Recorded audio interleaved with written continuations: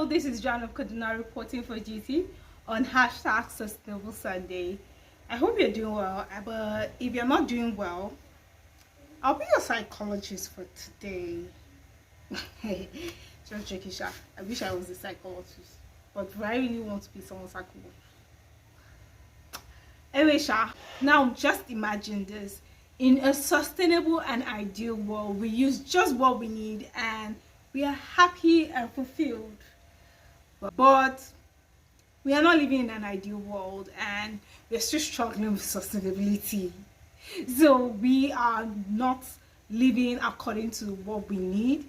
Instead, we are living according to what we think we need, and we are just grabbing more and more, and it's hard for us to say no to having more.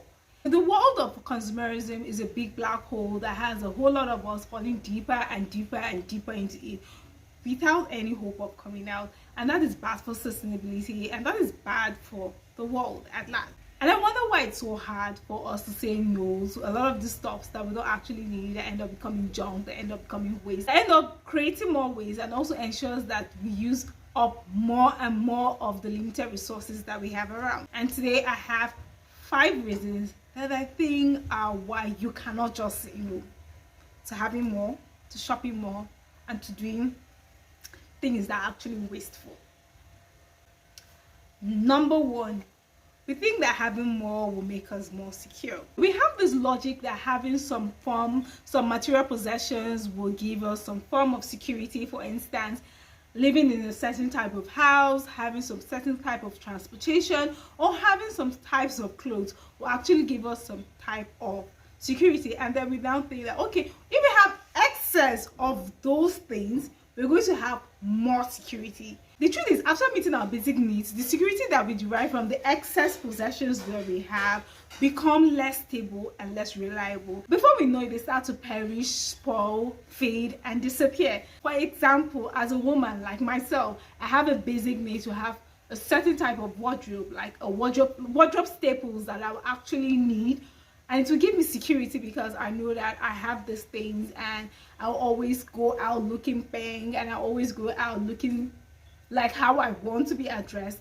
But then those clothes are already giving me the security that I want as a woman and for the class of woman that I am.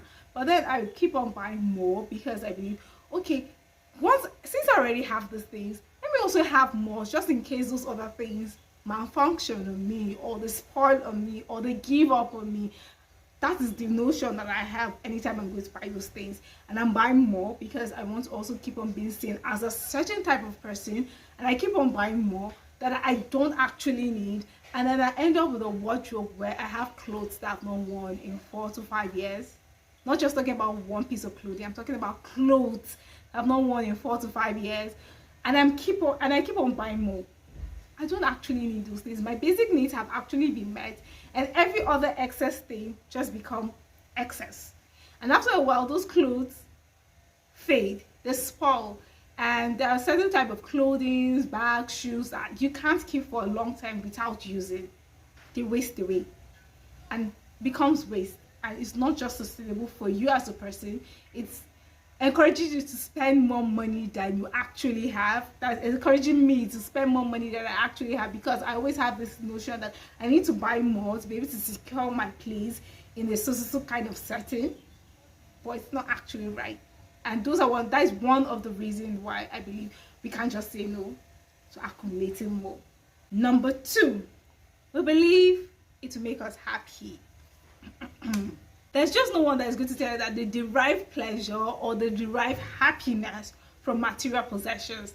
It's very hard for you to find that kind of person. Instead, they will tell you that the material possessions help them to derive happiness. But the truth is, we live like we actually derive happiness from those material possessions. We buy faster cars, newer cars, cooler technology, trendier clothes. And why? Why are we buying this? Even in some of the advertising messages that they give us this notion that there's some kind of happiness that comes from buying some of these things. And then, even though in what we tell every other person is, no, we are not looking at the happiness that comes from those things. They're just looking at the comfort that it brings. Most of the times we're looking at the happiness. Most of the time there's a set of happiness that's tied to those material possessions that we're buying. And if you're someone that ties their happiness to any other thing apart from yourself, you're going to keep on going in circles, and you're going to keep on pursuing that happiness that is not existent in those things, because happiness only comes from within you. And only till when you can discover happiness within yourself, finding happiness from a person, from a piece of clothing, from a car, from the latest iPhone, is not just it. After a while, the happiness drops. After a while, realize that the happiness wears off, and you're on to the next thing that is going to bring you happiness, which is not sustainable. Number 3, we are hoping to impress people. Pepper them, banale, pepper them gang. Envy is a quick driving force for economic activity. Now, if you look within yourself, most of the times why you buy certain kind of things, or why you're aiming to buy certain kind of things, is because you're envious of someone, because you've seen someone have this thing, and well, you have to identify with the Joneses. But identifying with the Joneses is only going to dry your pocket more, and it's only going to take you on a goose chase, because you will never finish that, because you will never stop identifying with the Joneses, and the Joneses are always going to keep upgrading, and you're also going to be slaving after them, because you also want to buy these things that you don't actually need. They do not fit into your lifestyle. They do not fit into what you actually want for yourself. But the Joneses have it, and I gotta have it. And that's why we cannot say no to buying some certain kind of things that we actually have no need for, and actually does not fit into our life in the grand scheme of things. The number 4 reason why we can't just say no to buying more things is we are jealous of other people. Jealousy. Comparison seems to be a natural stage of humanity. We always observe what other people are driving, what other people are wearing, where other people are staying.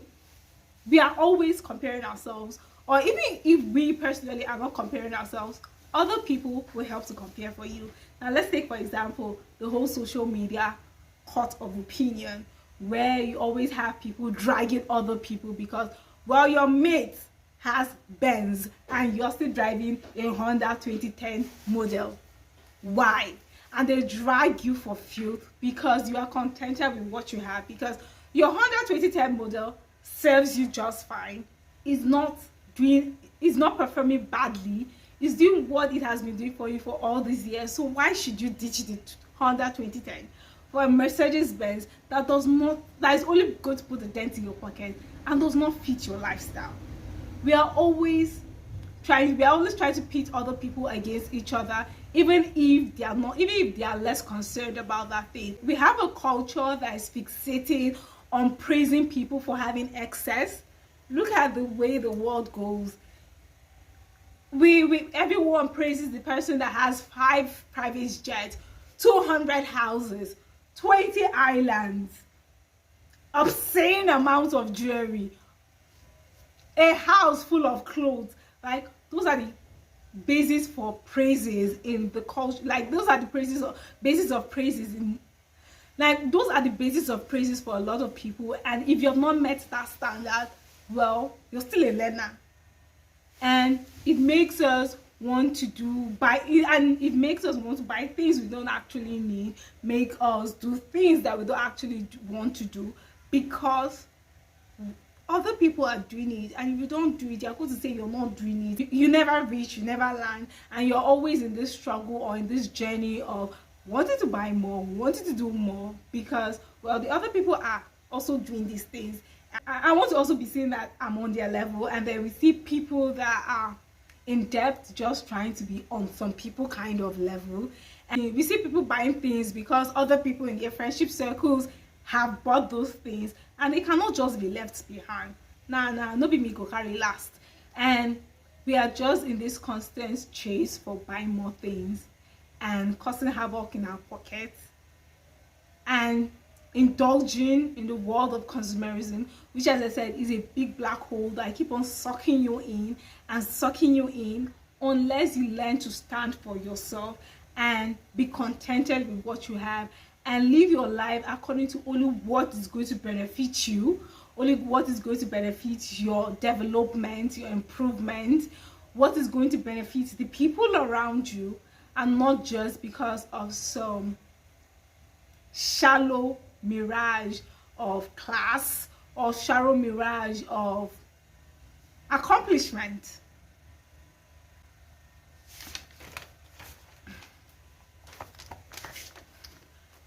The number 5 reason why we cannot just say no to buying more or having more is we are more selfish than we like to admit. It can be difficult to admit that human beings are hardwired to be selfish and greedy. If you look critically at the decisions of world leaders, decisions of people, decisions of everything around the world that revolves around humans, you realize that every decision was made selfishly, was made for selfish reasons or selfish interests, and was made for greed. Like, look at it from history, time immemorial. We always had kingdoms conquering other kingdoms because they wanted to accumulate more gold, more land, more territory, more power, more. It is inbuilt in humans to want to acquire more, to want to have more, to want to have more money, more cars, more. There's no motivational speaker that is not going to talk to you about why you should aim for more, why you should have more, why you should. Everything is always about more. It's always about selfishness. It's always about greed. Selfishness rules the world and our lives, and that is it. We're just selfish, and it takes a lot for you to be able to break from that chain of selfishness and try to think not just for yourself and try to think for other people around you. It takes a lot, and those are one of the reasons why it's just hard for us to say no. I want to have all the land because, well, maybe I'm going to have a generation of people that are going to need this land, but you don't need this land. I have nothing against generational wealth or trying to have wealth for yourself or trying to build wealth for yourself. I too am trying to build something for myself, but we should also try to think of others as we are also building things for ourselves, as we are also building wealth for ourselves. It shouldn't be at the detriment of others. It shouldn't be at the detriment of the resources meant for others. It shouldn't be at the detriment of the lives of others. We can do things right. We can build our wealth right. We can build establishment right, institutions right, our countries the right way, and try to build a sustainable life and try to build a sustainable world for everyone in it. Excess material possessions do not enrich our lives. Instead, it stops us from enjoying life. It stops us from enjoying our family life, our friendships, life itself. It stops us from enjoying nature, and it keeps us on this goose chase that just leads us straight to our graves. We have to be wise and vigilant to be able to overcome it. It takes a lot from us, and it takes wisdom on our part, and also relying on the wisdom of God if you're a religious person to help you break from this circle of not return. As a Christian, they say, as a Christian, all those worldly possessions are all vanity, and instead we should look for greater quality of life, greater relationships with the people around us and with our God. For a Christian, from a Christian perspective, just saying. Now, about 60 to 80% of planet impact comes from household consumption. And if we can be able to change our consumption habits, it will have a huge impact on our environmental footprint. I know it's hard for us to break from this chain, especially with the way consumerism has been continually fed to us. Capitalism has capitalized on consumerism to keep us on this wild goose chase that is not going to yield us much, and keep on making dents in our pockets and taking money away from us than actually making money. If we sit down to look at it, we are just giving away money. instead of actually making money, or instead of having money in our pocket. And we can be able to change our mindset when it comes to consuming goods, consuming all these material possessions. It will come a long way in building a sustainable life and also building a sustainable world, and we will be happier for it, and the world will be happier for it, and we can be able to reduce our planet impact, and we can be able to reduce carbon emissions. We can be able to reduce the demand for these goods that are just sucking away the life from us and the life from our planet. Let's take, for instance, the high demands on mobile phones are skyrocketing day in, day out. And we're always on to the next version of the phone, but we don't know that one of the main raw materials for making mobile phones is actually cobalt. Majority of the world's cobalt come from Congo, and a lot of child labor, human endangerment, pollution, and unfair working practices come to making just one mobile phone. Now, when next you're rushing to buy the latest version of any phone, remember that all this comes to making that one phone that you're rushing to buy. And if you're contented with that mobile phone that you're using that is serving you just as well and has nothing wrong with it, you'll be able to reduce the demand for those phones, and maybe we can be able to sanitize what's happening in Congo. I'll leave a link in the description I'll leave a link in the description box down below so that you can see some of the effects of you rushing to buy a new phone has for the people of Congo. If you've watched this video up to now, you're doing very well. Thank you very much for watching this video. The psychologist, I hope she did well. Thank you very much for watching this video. Make sure you do subscribe and like this video, and also share so that the gospel will reach all the ends of the world. Is it of the world that be of the earth? Last share the video. Thank you very much for watching. Until my next video, remember that you can be the change that you want to see. Joanne of Kaduna signing out.